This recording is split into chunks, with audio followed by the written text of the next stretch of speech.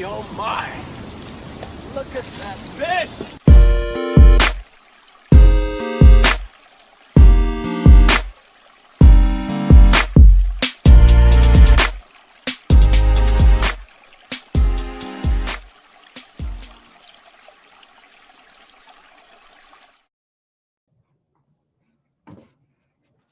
What is up? Welcome to the Smallie Talk podcast.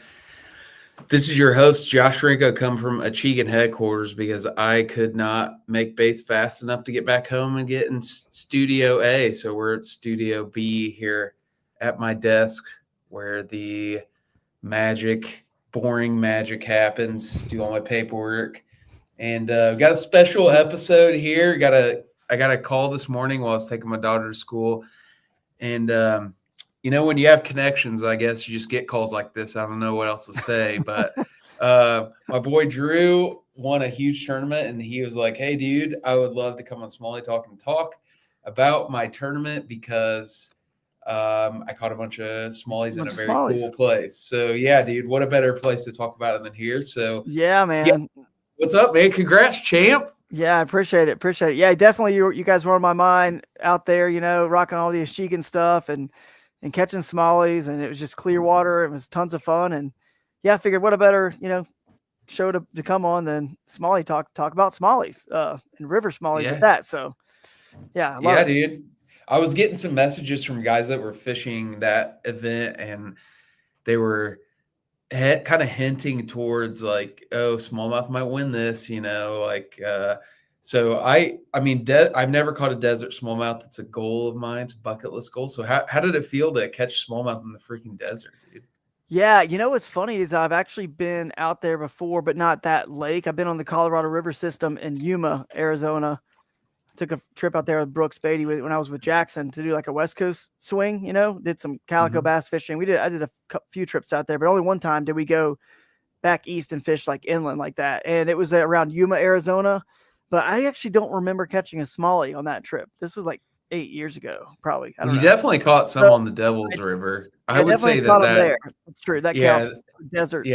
That's pretty desert. That's pretty desert. Yeah, desert smallmouth. Yeah.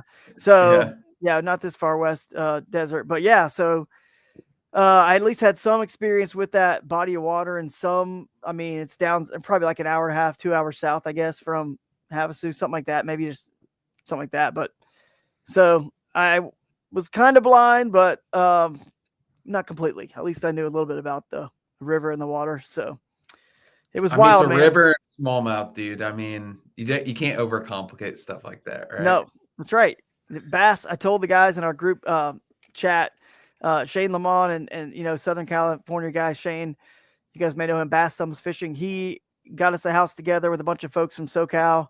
Jake Cook, my buddy from Northeast Ohio, who flew out here, or flew out there with me. We all stayed there, and we were all texting back in our group text, and I did just tell the guys once it was all over, and they were obviously congratulating me, and they were pumped for me. After day one, I was in second place. They were excited, to see if I could pull it off. And, I was obviously spinning out, very nervous about my fish and the whole situation. But on the group chat a little while ago, earlier today, I was like, look, a bass is a bass is a bass. And if you guys come east or whatever, they all still act very similar. You just got to, the water just looks different. You got to realize they're still going to do a lot of the same things. You can't get too thrown off by how different the topography and the area is compared to what your home water is. So yeah, I mean, I've been to the Amazon River. I fished the Amazon, and the bass there sit and stage the same way, like a lot of I'd say the fish, a lot of the like predator fish, that we target, like a bass is. They ambush, they sit, they stage the exact same way as up here. It's not like, so don't get thrown off. But anyway, good to see some folks in the chat here. And this is kind of the first, man, this is our first show to kind of talk about the story other than what I shared on stage. So I'm excited to get my feet wet with you here first. And I got a lot lined up for the rest of the week. So it'll be rough and raw, but we'll have fun with it. Yeah, I think a lot of me just kind of like following that tournament from afar. The general sort of consensus was a lot of people were like, damn, this is a tough bite. That's what I kept hearing. And then I think I saw a video of you after day one, and you were you had said that there was only a handful of guys that caught limit. So is that true? Is it pretty tough? Very tough. I think 6 people, 5 or 6 caught limits both days. Only 5 or 6 had 10 fish. That's how tough it was. Because you got to think about it, man. We're like, everyone knows cold water's tough, right? We all know that. But you combine cold with clear, and it's like even like much harder, right? Because they can see everything so well. So we have cold and clear, like 50 to 53-degree water.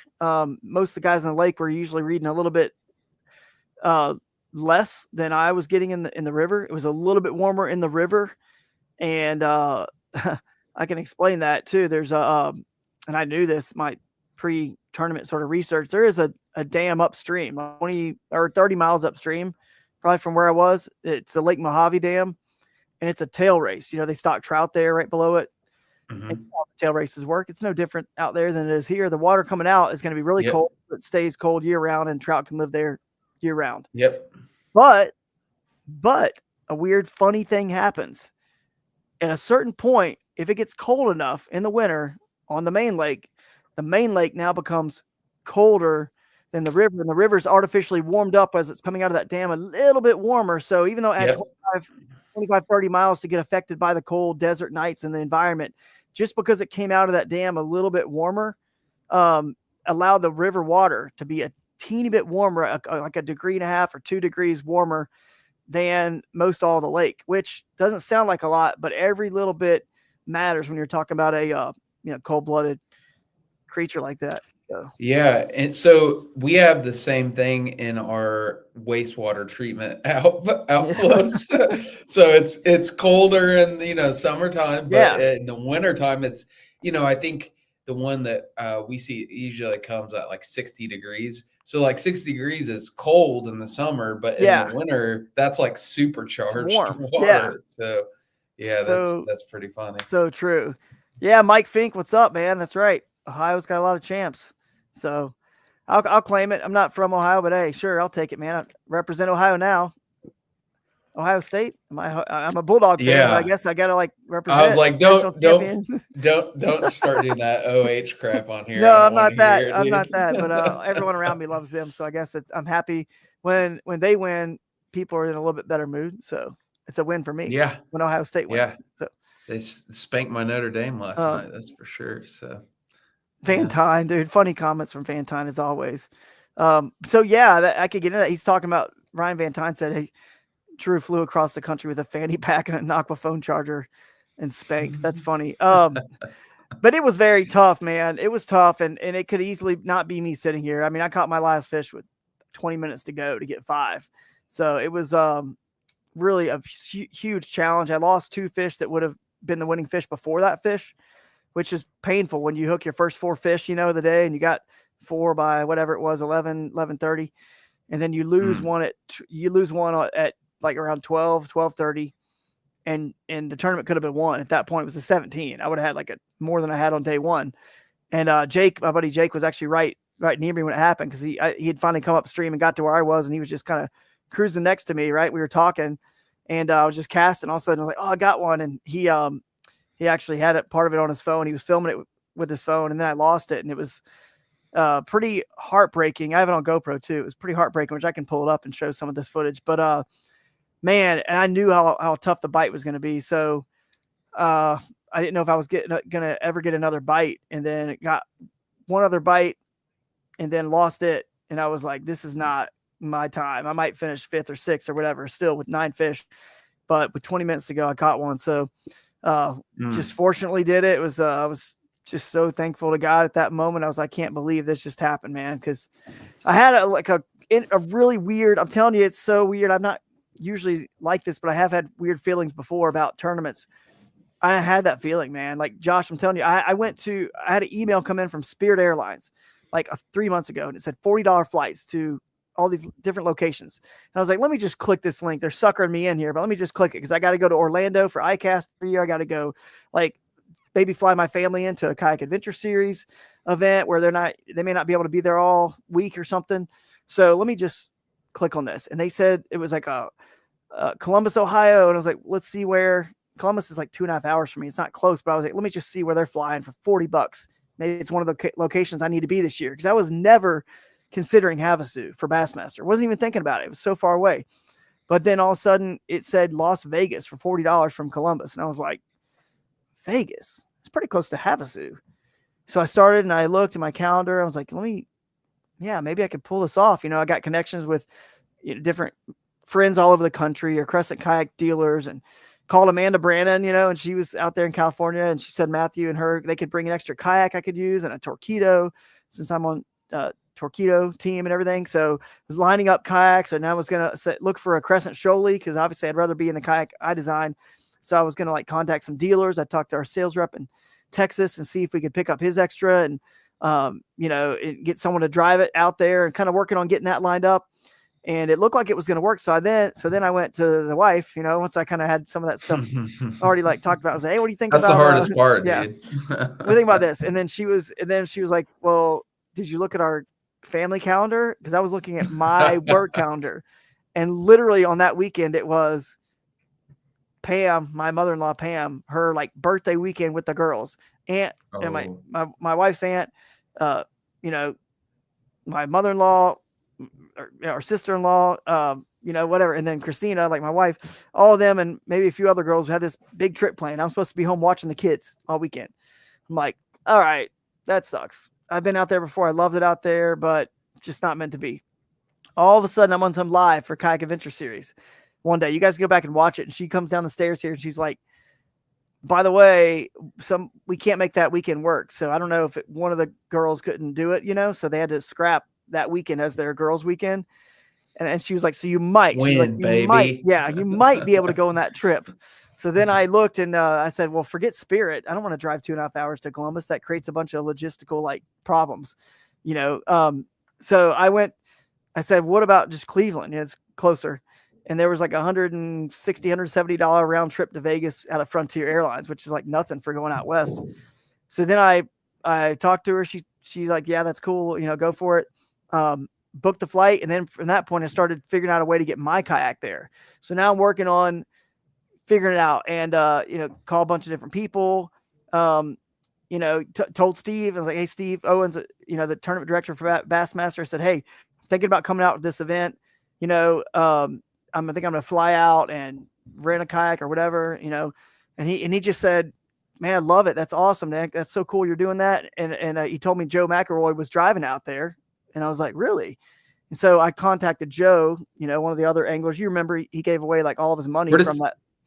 Yeah. Where does he live at? In Alabama. So he was driving all the way out there from Alabama. So at that point, and the anglers who had registered, you didn't have a lot of people registered yet. It's still early. So you don't really know who all's coming. So you don't know about, I could have just looked down the leaderboard and seen other people that were driving out there. The Kristolowskis were from Pennsylvania. They ended up signing up at the very last minute, but I'm sure they knew they were going, and where I drove out there. So, but either way, I had to figure this out all early. So I knew Joe was going, and we do Christmas in Georgia for my family, since I'm from Georgia and they all live there still. So I put that Shoaly on the top of our SUV, and all our Christmas presents, everything's in there for Christmas after we had our Christmas here. We were going right after Christmas to Georgia with my family, and ended up driving on the way down to Georgia. I had all my black pack, all my gear, rods, reels, everything in there, and Torpedo motor, batteries, heading down to Christmas with my family. And all of a sudden my wife gets sick to the point where she's like, let's just stop now. It's 6:30 p.m. Let's stop early. We've only driven 4.5 hours from where we live here in Northeast Ohio. And we stopped at some Holiday Inn Express, and dude, 3 days later, we're still there. She was so sick, she couldn't get out of bed. And so one of the days she was there, we were there. My kids were sick as well. But one of the days we were there, because we knew we weren't going to make it to Georgia. So I said, I still have to get all my stuff to Joe somehow, but I'm a long way from, I'm just south of Cincinnati, north of Lexington, I guess, closer to Lexington, suburb called Georgetown. And I talked to Joe, and he goes, well, I'm in my cabin in Kentucky also. And I'm in Kentucky, and he has a cabin there, apparently it's still 3 hours and 45 minutes away, around Paducah or somewhere that direction, at the tail race of, Lake Barkley, which I guess the Cumberland River, before it meets and joins into the Ohio. Anyway, it's not close to me, but it's a lot closer than driving all the way to Alabama. Right. So I was like, hey man, I grabbed my daughter, threw in the car seat, drove 3 hours and 45 minutes that day, dropped off all my stuff to him, chatted with him at his hunt house there, hunting camp or whatever. And turned around and went back to the hotel to take care of the family. And he had all my stuff at that point. And then he drove it all out to Arizona, and it's clutch. The rest is kind of history. I had all my own stuff, everything. And we, like I said, my buddy Jake went out there, which was awesome, having a friend to be able to share the experience with. He's kind of a new friend. I met him over this past summer, part of the kayak anglers of Northeast Ohio group of guys. And, real good dude. And he just said, yeah, I'm in, dude. I'll go. I want to learn from you. I'll just ride along, and we'll just have fun. He'd never fished a national event ever. This is his first. So I helped line him up a kayak to borrow from some people. Huge thanks to anyone, by the way, who we contacted a lot of people. So there were so many anglers that were so helpful to say, we can give you this or give you that, and the Newport guys were there, and they loaned him a motor and a battery. So Scott Stolman from Minnesota was driving down, loaned him a kayak. So I kind of helped line all that up for him. And we stayed with those SoCal boys. And, we really, when you fly in, we flew in so late, we didn't even get into Havasu City until like 3 a.m. after we, get off the plane, get the rental truck and all that stuff. Right. We got a Dodge Ram pickup truck. We get down there the next morning, even though we don't have much sleep, we just got to wake up early because the guys were borrowing stuff from, they have to get on the water. They're practicing. Right. So we had to connect with all our gear so we could get on the water, hopefully that day. But by the time we got all the gear, we got scrambled around. We're just exhausted. We drove around, looked at different ramps, looked at different stretches of the river.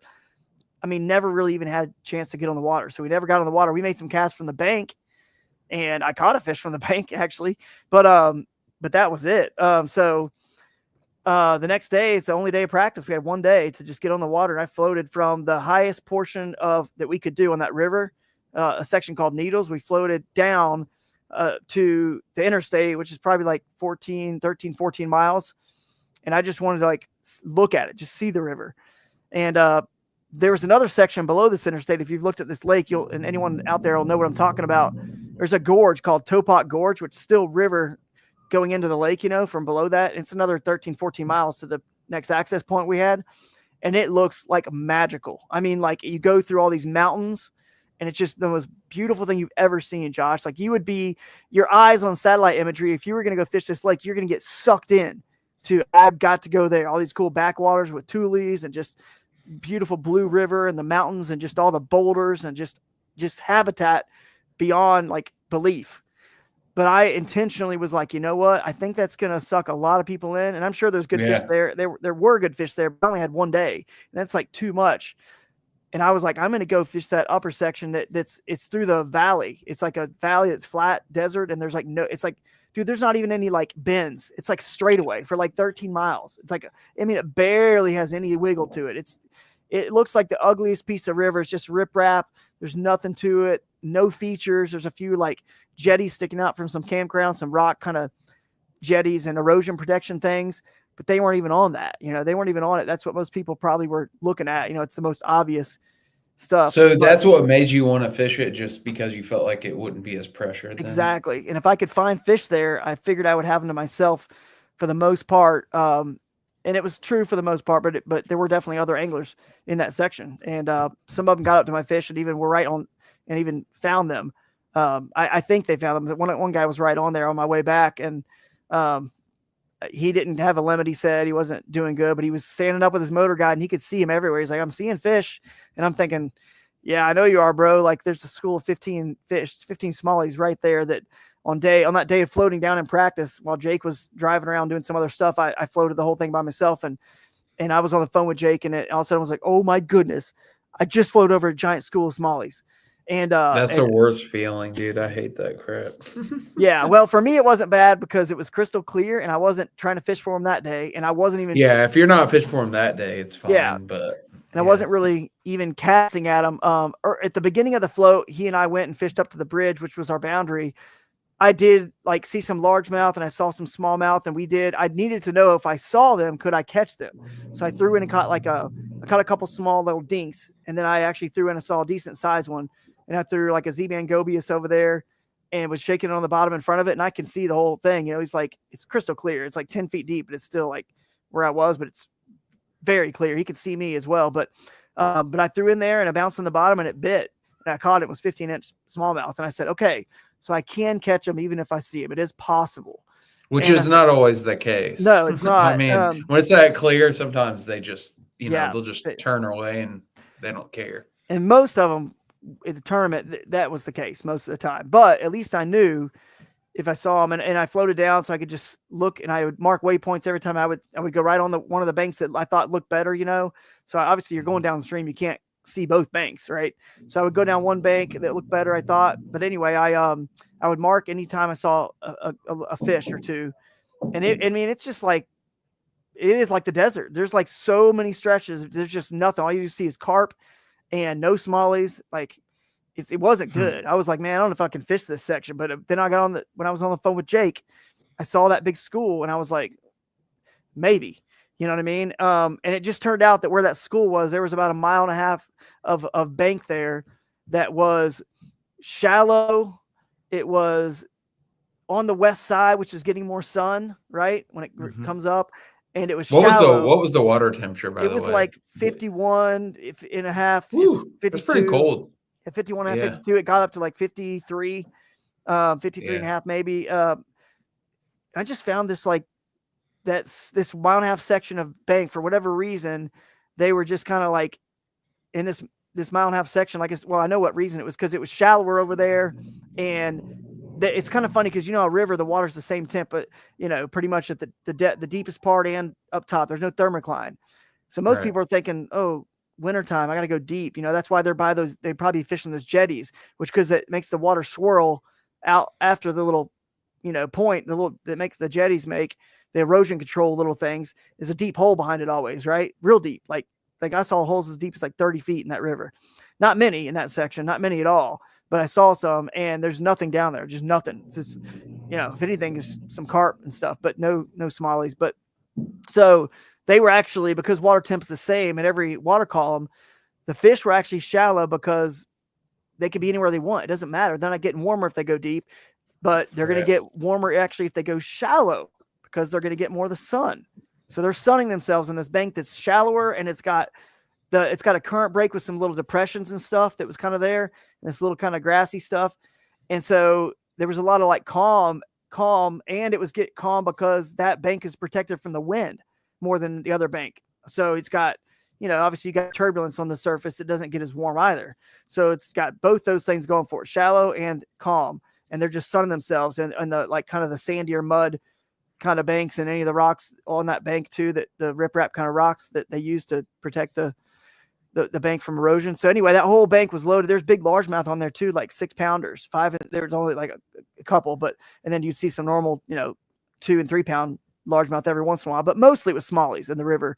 The largemouth wouldn't touch anything. So that's kind of where I found them. And and then I just kind of marked where they were. And so on the first day, I'll pull up some video if you want.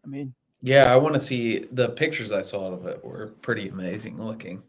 Let me see if I can pull up. The first day I was on my way up motoring, and I couldn't get to the spot, before line's end time. So I ended up fishing. I was just driving down this other riprap bank that I never checked in practice, and it kind of on the most quote unquote bend that there would be. And let me see this. Let me find these videos here. Here it is. So day one, I can pull up and show you that fish. I think I've got most of this stuff kind of labeled. Here it is. Here's the first fish I caught. There it is. Okay, yeah. I've kind of trimmed some of this up for us here. I don't know if you can pull it in StreamYard there. Yeah, you want me to pull it in? Pull it in if you can. I can't pull it in.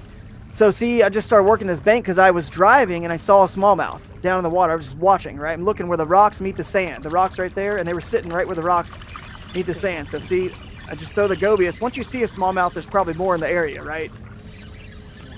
So you guys can still hear upstream at this point? Yeah, moving upstream. So I literally just was throwing blindly as I'm working my way up pretty fast, and ended up catching this one for my first fish on day one. And it was like a 15.5-inch smallie, like a good fish. Anything's a good fish in this tournament, like anything. And you can see the water line there, so they dropped the water. It was low on this rocky bank. That's good. So anyway, that was the first fish, and I'm sure I hold it up here at the end. But yeah, anyway, that was one. So I had a bonus fish. So now I've caught a bonus fish that I wasn't expecting because I didn't know those fish were there. I didn't peruse that bank on the way down. 15 and a quarter. Yeah, 15 and a quarter. There we go. So that was that fish. And then that reminds me of that fish you caught at the championship where you figured out your pattern. yeah, by just kind of checking areas real quick on the way to where you're going, and then you're like, oh crap, there's a fish here. Yep. Yeah, that's right. So let's go to another one. Then let's go see if I have this all. Fish number 2. So then I get to my school finally. And this is my school. This is where I found them. And I'm real stealthy. I'm like creeping down, being real slow. This is where I'm like, I was coming downstream when I found them. So now I've just kind of like just creeping my way up, trying to like see if they're still there, if I can find them. And then just don't want to spook them, And then finally, see that? Like, I'm going to go back. See that surface disturbance right there? Oh, yeah. This is one of the coolest things ever. I'm going to set this up. This, I just cast, right? So this surface disturbance you're about to see, guess what that is? It's gonna be like, it's kind of cool. Like a bait ball, maybe? Nope. You don't even see any bait in this river. I never saw anything. I saw a trout one time, and you see every once in a while, I see like a bluegill, but they're like giant in this place. I never saw anything small. I saw some crawfish remains at one point. I never saw I did see some at one point, this little backwater cut. I saw some shad, like gizzard shad, but there's just like nothing up and down this whole river but carp, and then the occasional, very rare bass. And anyway, sorry, I got a dog barking here, but this disturbance on the surface is my line where it's meeting the water. My line, it's your line will spook the fish. And well, you've ever had like a bluegill or a bass come and just go try attack your line? The school, my line was more in the school than the bait, which was apparently over them when I cast this. And that was smallmouth. I was watching them coming up and hitting my line, trying to eat it. And as I pulled, should have been throwing a bug lure, dude. Yeah. Well, you needed that half ounce on the 8-pound test to be able to throw it far enough to not spook these fish. You couldn't get close enough for a bug. You would spook them. It's so clear, and they see you a mile away. But so I launched that Gobius with that 8-pound braid, a 7'1", like medium heavy, SX1 Sunline.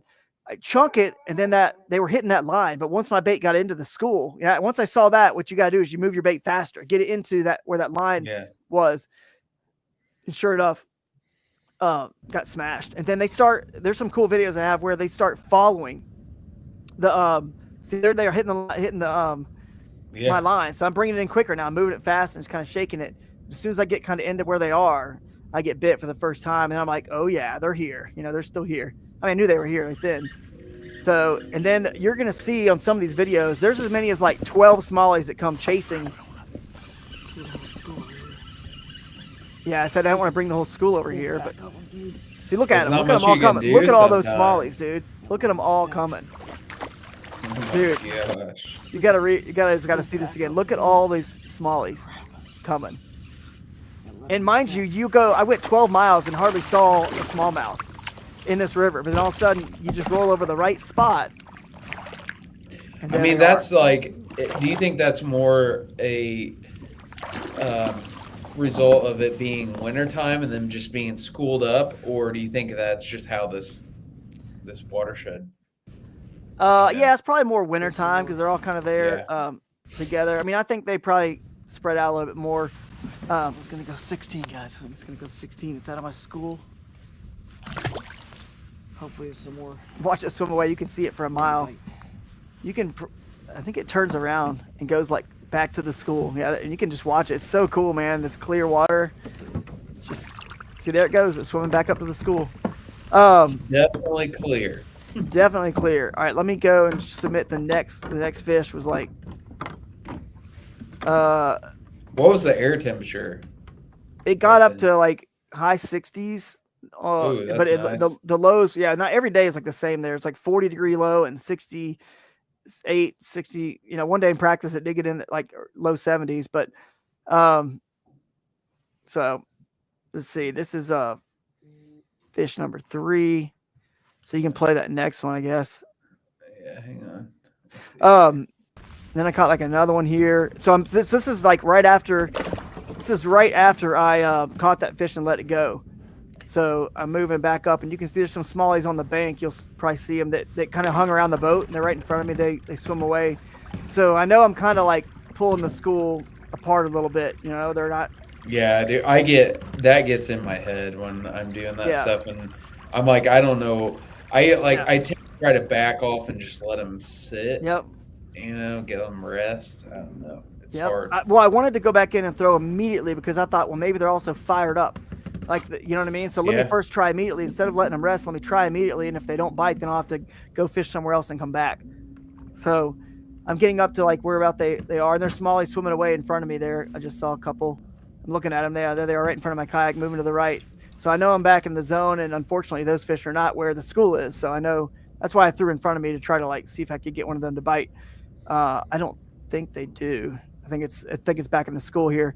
But anyway, there was like a mark I had, and you'll see carp, by the way. You'll see in this video, you'll see fish swimming around, and some of them that you see that are really big, they're not smallies, they're carp. But I had like a little small tree on the. You can see smallies right there. I mean, I don't know if you can't see my cursor, but you can see them in that sand right there. There's one sitting in the sand on the video. You'll see him right there.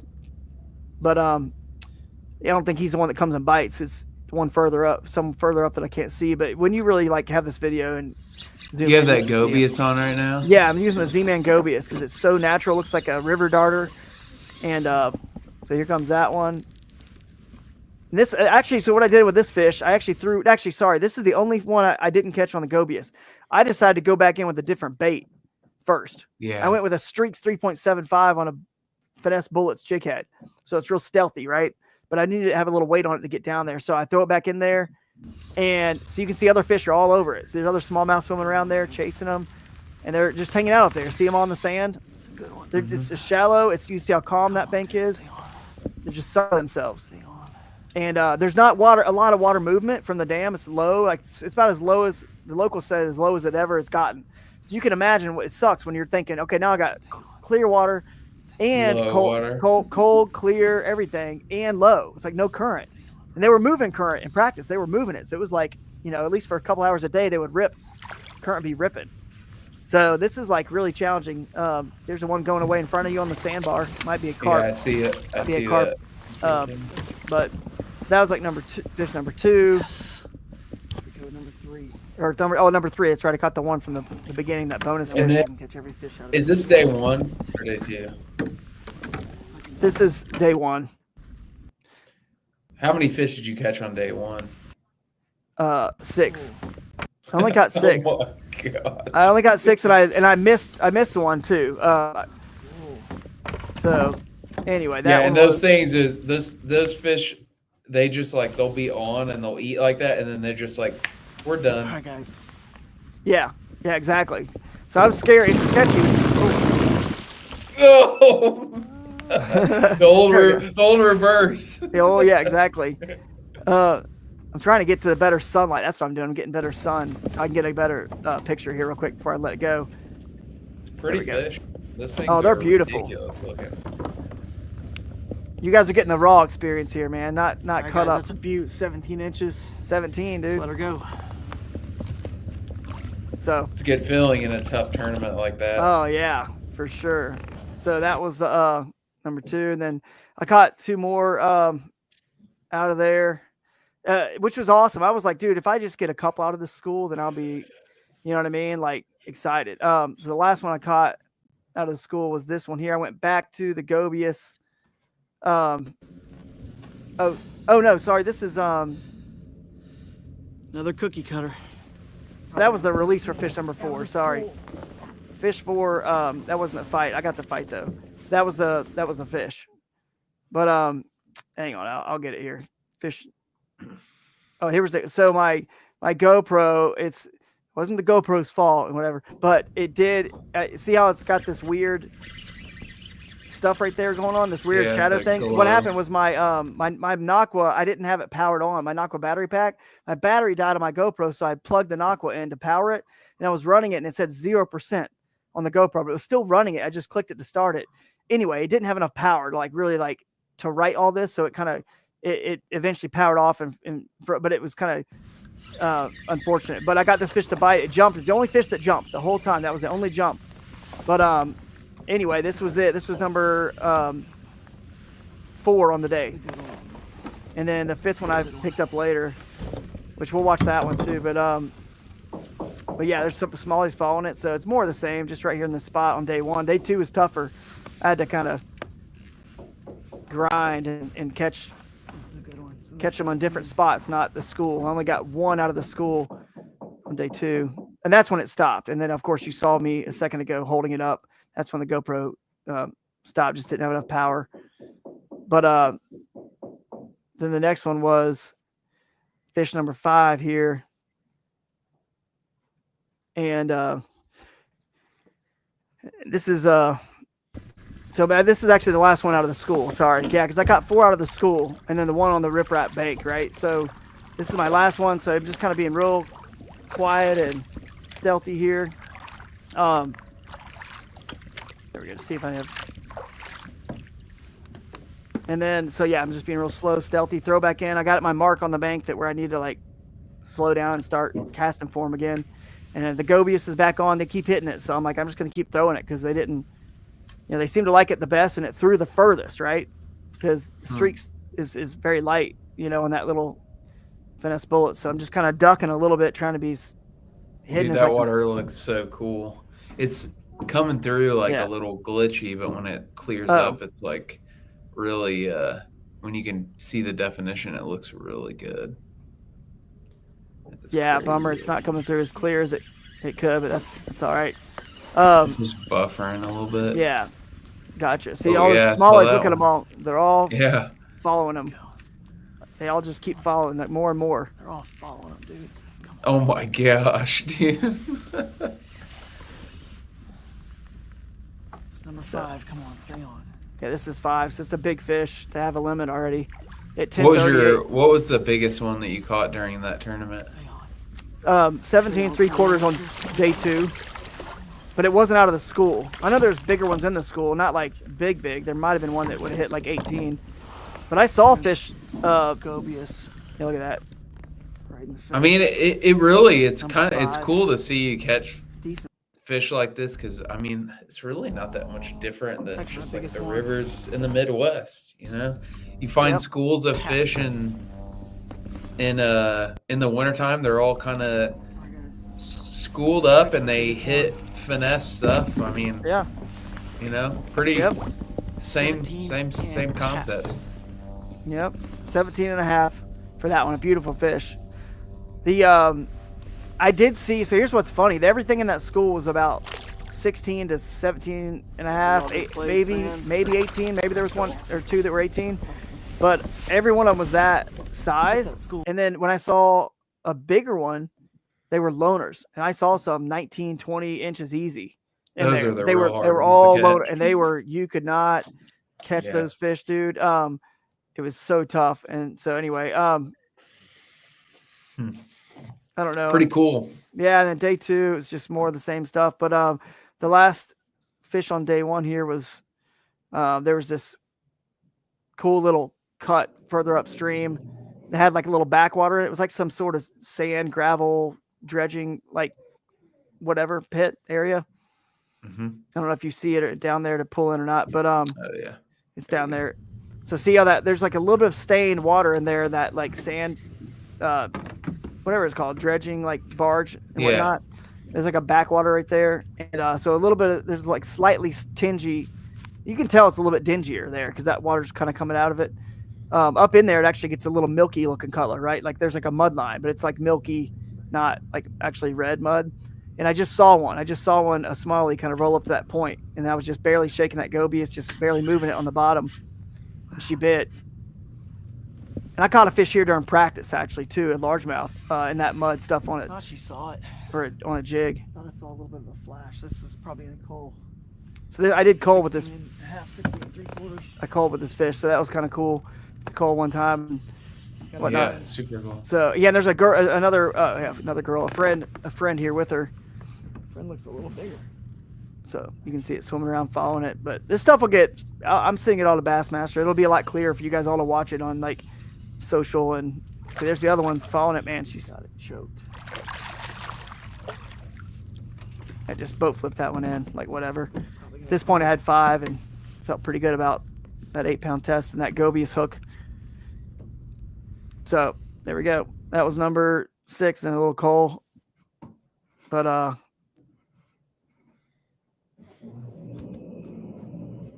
so then on I'll show you the big fish on day 2, that 17 3/4, the biggest one. Which was that one of your first fish you caught? It was the very first one. It was on the second cast on day number 2, which I'm stressed. My whole game plan is literally on day 2, knowing that only 12 or 11 people caught limits. And I was one of them. I just needed a limit and I was in second place. So I had second highest limit. Right. So I just was like, if I can just catch 5, I'm probably going to win this thing unless the guy in first gets 5. You know, he did have like 4 inches on me. He had like 87, so the first fish of the day, dude, second, I mean, think how good this must, like I felt, you know, put yourself in my shoes, right? You just need 5. And this is a bonus fish that's caught on that same riprap bank. So I'm, first thing in the morning. Oh, actually, hang on. I'll do you one better. Let me remove this. I've already edited this one to I can show it a lot better than that. Let me pull up the right file here. There we go.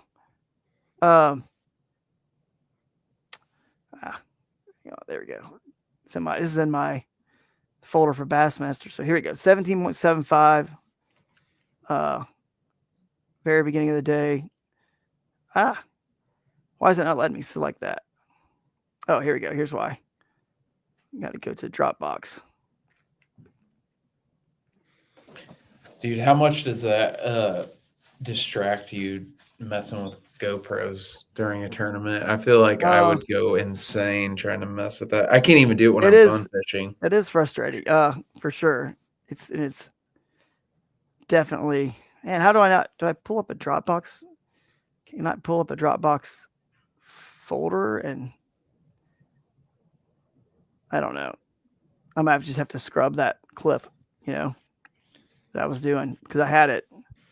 But let me try this. Let me see if it was StreamYard drag, I wonder. It might. Let me just try it. You're better with StreamYard than I am, so. Yeah. It may not let me do it. That's okay. I'll just play the clip. This is the raw clip, but I can scrub to the action, you know. We'll just do it this way. We like the raw clips, dude. That's what we want to see.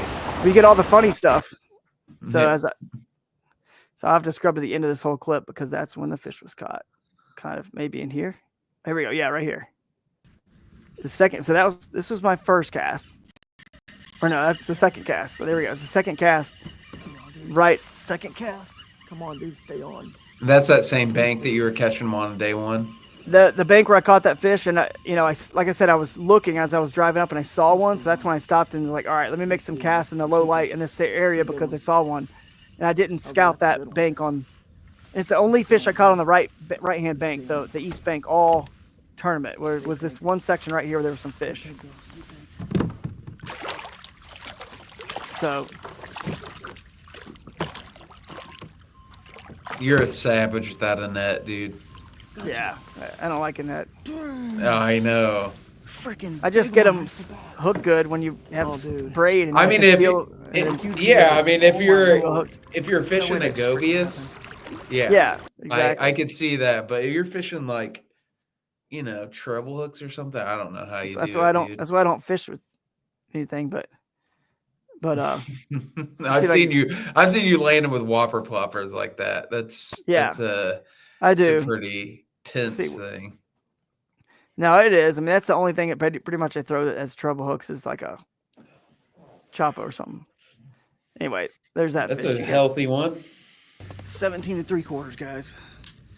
Literally my second cast. 17 3/4. This is unreal. I think I bring her out of the water again. There we go. Let her go.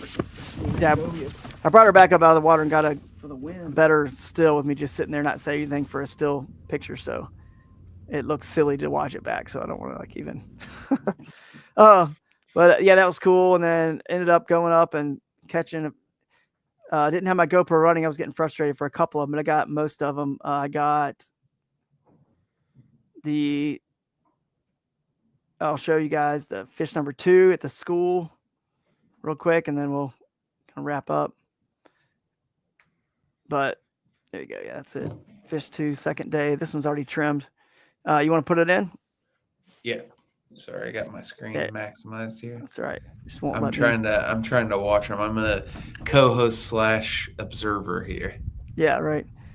So back to the school, and they would not bite. I started with a TRD crawls. They wouldn't hit that. I tried doing a little split shot rig with a little streaks 3.75. It could float freely. They wouldn't hit it, man. So I went back and took a break. Got one. Tied on the gobius. I got one. How did this go? I was like, Did you throw those Gobies E's at all, or just that? Just like the that actual bigger one? Yeah, just the gobius that's like already has the built-in weight and hook. Yeah. It's all inside of it. So that's the only one I use. I caught my big fish, or one of my big fish. I think it was the biggest one on day 1 on 10 killer. See, there they all are. You can see the Smallies swimming around. I got one on 10 killer on that in the clear water on the Illinois River on that gobius. So I knew they would hit that in real crystal clear water, and it looks more realistic than any little swim bait that doesn't have all the details in the eyes, like the little goby, you know. So I was like, I'm gonna swim that little thing. And I had Z-Man send me some there. I was like, dude, just send me. I had some already, but I wanted to have plenty. I was like, this is what's going to win this tournament. I know it. They'll bite this in clear water. And it looks like a river darter. There we go. So, Number 2, it's a nice 16-incher. So anyway, Wonder what's the main forage out there in that I think crawfish. There's definitely some shad, different kinds, but they just weren't up there as much. There was, like I said, some gizzard shad around that stained area. But crawfish, maybe, I mean, bluegill. I saw one trout that got lost way down there. So I guess some in the winter do keep coming down if they don't get eaten, because stripers are all over that place. And I didn't even see a striper, but I know other people caught tons of them at this tournament. So let me see if there's a clip, another clip or something. Well, I lost. So this is when I didn't label these all very well. But this is I didn't label these good at all. I don't know. I got to bore you guys with me looking around here, but I will say that this is one of the lost fish right here. I have both of them, which you'll see. This is after I caught 2 more than you guys have already seen, right? And I've got 4 now. So pull it in. And this is lost fish, and then so this is the winning. Sorry, this is the last one. I've actually already lost a fish. I've already lost. I definitely like seeing you pick your wedgies. Yeah, you that's like that? the best part of those videos. Oh man, this is actually the one that's around 2 something, and that tournament ends at 3:30. So I've already lost one after this. I've already lost one fish that I brought all the way pretty much to the boat, which I'll show you that one in a second. So this is the second time I'm back at the school. I let it rest for like 2.5 hours. Like I was like, dude, only shot is to just let this thing rest for a long time, and then come back and just sit there and like just the only bait they'll hit. And then sure enough, actually, yeah, here we go. Here she goes. Boom. She bites, and I'm like, I got one. Heck yeah, finally, 5th fish. Oh no! God no!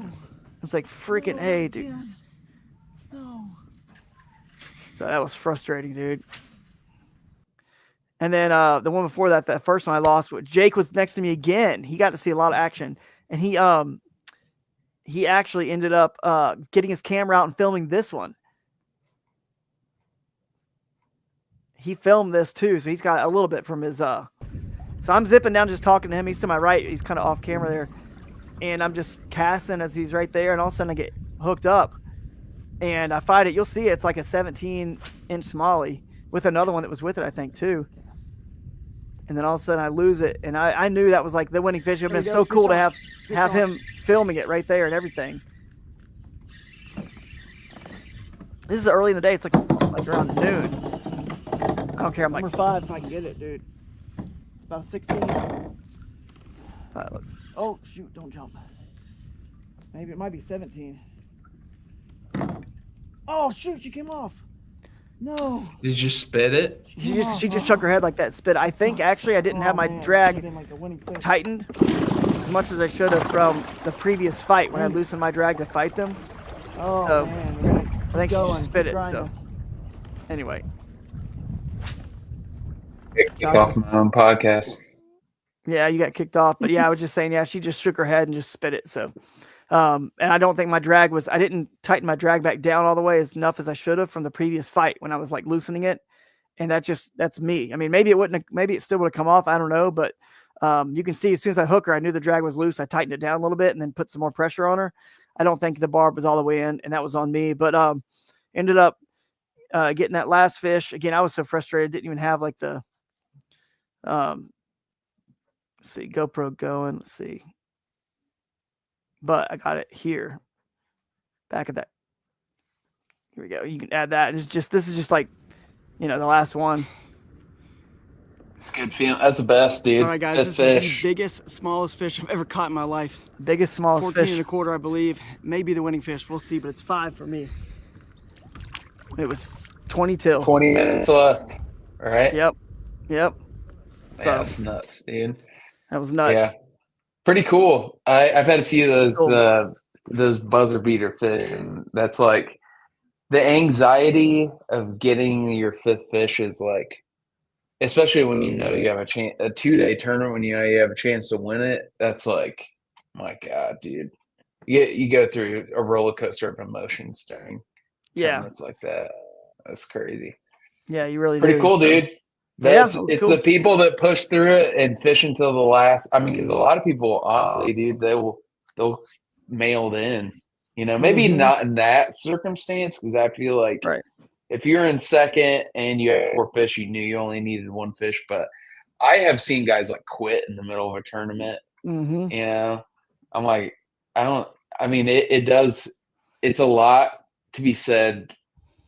Talent and knowledge and all that is one thing, but just like sheer determination in a tournament means a lot. And like keeping your head in the game and not like, sitting back and just mentally checking out, because that does happen a lot. So you're right, man. It's a grind. I actually like those grinder tournaments. They're stressful, but I like them. Generally do pretty good in them. If you think about it, let's just end on this example here. Like I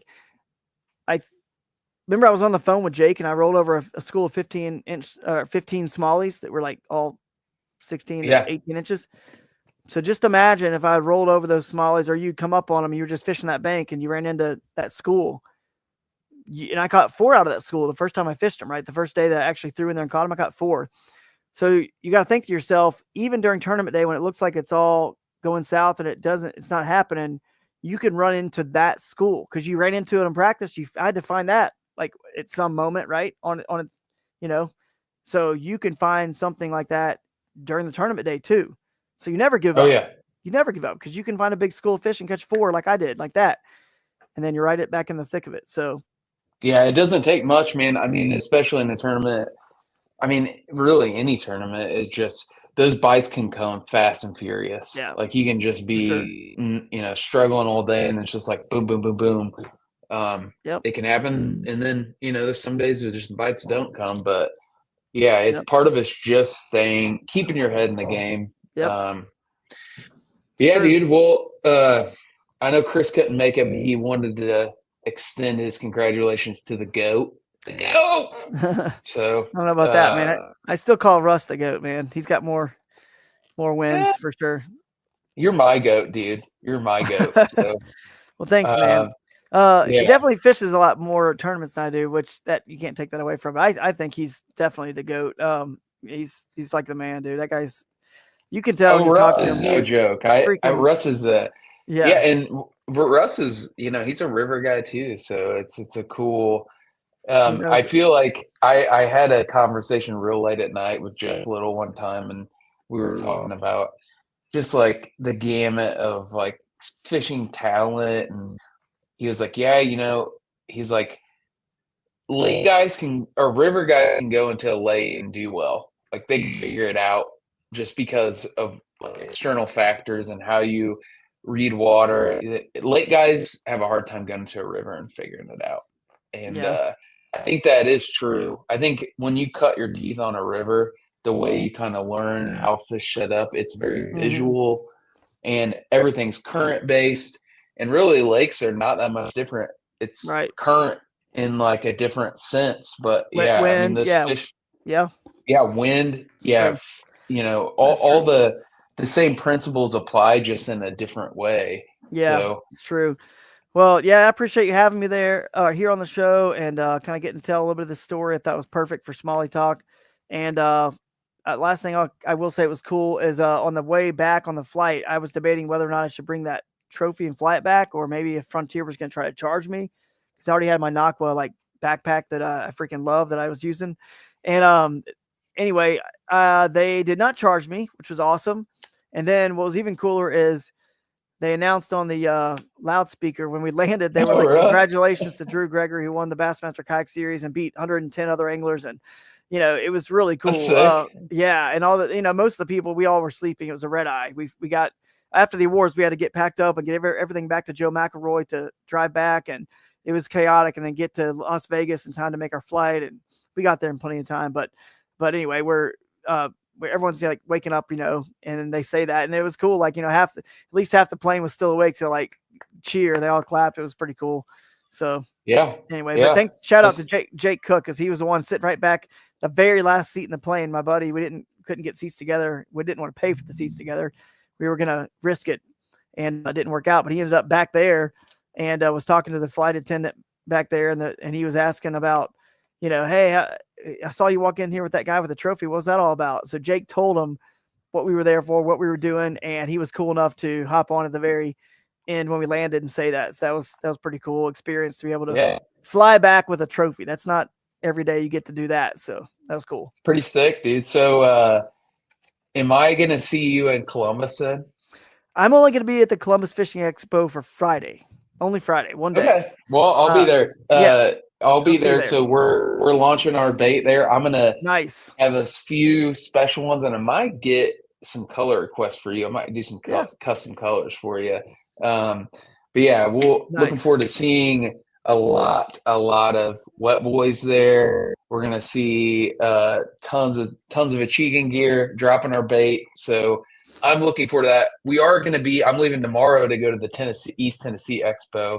So we got some people around the East Tennessee area. We're going to be there Thursday through Sunday. Nice. But yeah, I'm just here pouring baits, dude, trying to get it up for all the guys. So you're doing it, man. That's awesome. That bait looks really, really good. I know some guys are going to be, I see Ryan Parker in the chat. I think Van Tyne, people that I think are going to be fishing the Kayak Adventure Series, and Steve Baker there. So they're all going to be on that bait, I'm sure, catching some river smallies at all the different events. You know that? Oh, there we go. Check that. That's the micro. The micro? Nice.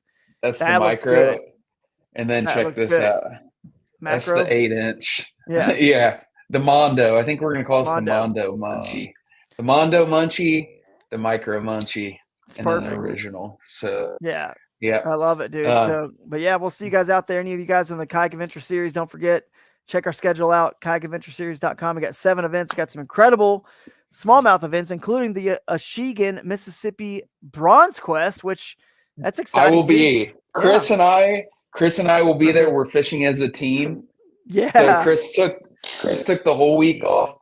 Called me this weekend. So we're fishing as a team, Team Wet Boy, and we've been there before, and I know exactly my approach of that play. So if you haven't experienced it and you haven't listened to us talk about it on the podcast, it has the potential to make the Susquehanna look like child's play. That's all I'm saying. Yeah, I'm excited about that one. So we'll see you guys out at the Kayak Adventure Series, and I'll leave you with this. I forgot to hold it up. That's the one, guys. That looks good. It looks real good. For sure. All right. Give us a free fighter, Drew. Sign us off, goat. Free the fighter. Thanks, guys. See ya. Smalley Talk.